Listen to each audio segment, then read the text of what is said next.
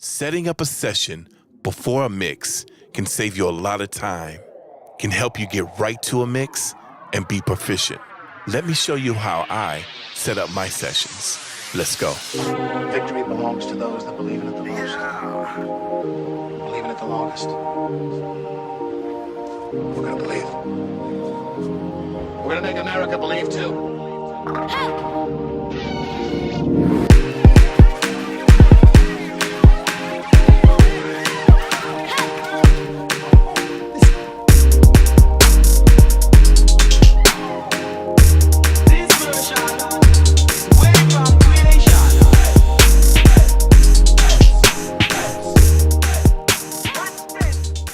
All right, so let's go to my mix window. So all the way to the left is the kick, snare, clap, hi-hat, percussion, and effects. These are all my drums. And usually when I'm mixing, I start with the drums. After that, I have the bass. And then after that, all keyboards, strings, guitars, whatever I may have that fills out the rest of the music. Now, as far as color coding, my drums are all in dark blue. Then, of course, my bass, which is brown, because we all know that bass is supposed to be brown. And then, of course, my keyboards and all the string instruments are purple. Shout out to Prince. Now, the track after that you'll see is called Buses. And it's kind of grayed out and in black. These are my track dividers. And what are track dividers?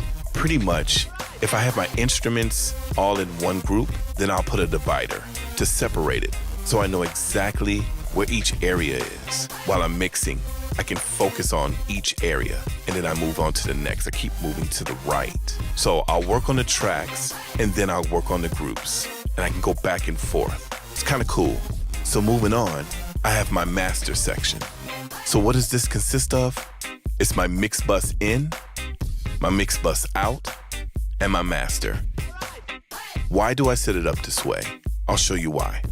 Let's take the mix bus in. My tracks, they all go to their separate buses. And then my buses go to the mix bus in. The mix bus in then is routed to my mix bus out. And my mix bus out is routed to my master. Now, why is that? It's because plugins on the master are actually after the fader. It's weird. So if you put plugins on the master and you turn down the fader to do a fade out, it actually turns down the level to the plugins that's on the master. I didn't like that. So I needed a workaround. So I came up with this method and it works so much better. Well, at least for me. So everything goes into the mix bus in and the mix bus in goes out to the mix bus out. I hope I'm not confusing you. Now that's where I put all my plugins. And then the mix bus out is routed to the master. And the master has nothing on it other than some meter plugins to check on my levels and maybe a spectralizer plugin just to see how I'm doing as far as frequency levels. So after that, I have the demo mix that I go back and forth and listen to know exactly where I'm at in the mix. Now that channel is always routed to the master. And how I go back and forth is I select the demo mix track and I select the mix bus out track. And when they're both highlighted, I have one on mute, which is usually the demo mix. And then what I do is hold Shift and M, and I can toggle back and forth, listening to the mix in certain areas to make sure that I'm making the right decisions and that I'm not going off track and that my mix is a little bit better than the demo track. And I gradually make it bigger and better as I go along. So after that, then we have another divider. And this divider is actually dividing the effects tracks. Now these tracks are in orange. And for me visually, this is just adding another color to the mix. And what I mean by that is that we're adding more depth, width, and height. We'll get into that more later in another video.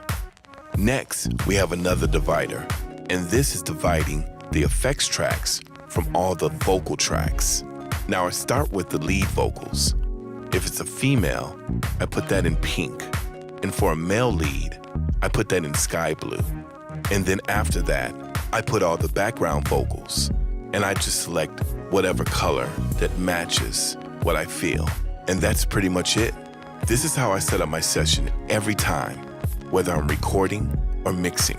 It just makes it easier for me because I know exactly where everything is and where it's supposed to go for me.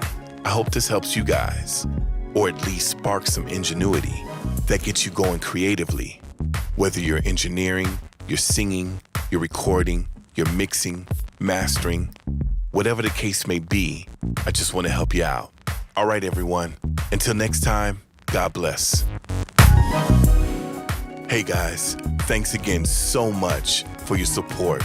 I love making these videos for you. Hopefully I'm giving you ideas and showing you something new every now and then, if not through the whole video. If you got ways of setting up your sessions that's different from mine, go ahead and post it below. I'd love to see it, and let's have that conversation. Also, if you have any ideas about videos that you'd like to see, I'd love to hear from you. Let me know. And like I said before, let's do this again. See you next time.